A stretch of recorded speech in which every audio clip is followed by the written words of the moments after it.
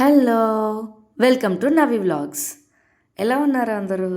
నేనైతే చాలా బాగున్నా. ఈరోజైతే గోంగూర చికెన్ చేద్దామని అయితే డిసైడ్ అయిపోయినా. గోంగూర చికెన్ కావాల్సిన ఇంగ్రీడియంట్స్ అన్నీ డిస్క్రిప్షన్లో ఇచ్చా, ఒకసారి కావాలంటే చూసేసుకోండి.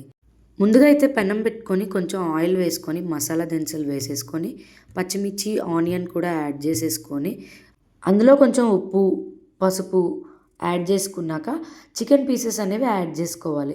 ఎందుకంటే చికెన్ ఆనియన్‌తో బాగా ఫ్రై అయితే ఏంటంటే ఆ స్మెల్ పోతుంది, నీసు స్మెల్.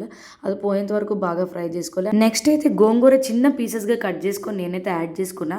దాన్ని మనం గోంగూర కొంచెం ఫ్రై చేసి దాన్ని మిక్సీ కొట్టుకొని మెత్త పేస్ట్‌గా కూడా యాడ్ చేసుకోవచ్చు. నేనైతే చిన్న పీసెస్‌గా కట్ చేసి వేసుకున్నా.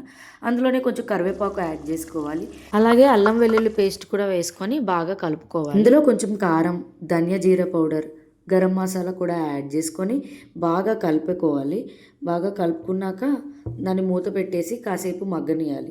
మగ్గనిచ్చాక ఉప్పు, కారం అంతా టేస్ట్ చూసుకోవాలి. అన్నీ సరిపోయాయంటే ఓకే. కొంచెం వాటర్ యాడ్ చేసుకొని ఒక 15-20 మినిట్స్ బాగా కుక్ చేసుకోవాలి. వాటర్ యాడ్ చేసుకున్నాక కుక్ అయిపోయిన తర్వాత లాస్ట్ 5 మినిట్స్‌లో కొంచెం కొత్తిమీర యాడ్ చేసుకొని మంచిగా కలిపేసుకొని ఇంకా స్టవ్ ఆఫ్ చేసుకోవాలి. వేడి వేడిగా మట్టి కుండలో గోంగూర చికెన్ రెడీ. నాకైతే చాలా బాగా నచ్చింది. మీకు కూడా ఈ వీడియో నచ్చింది అనుకుంటున్నా.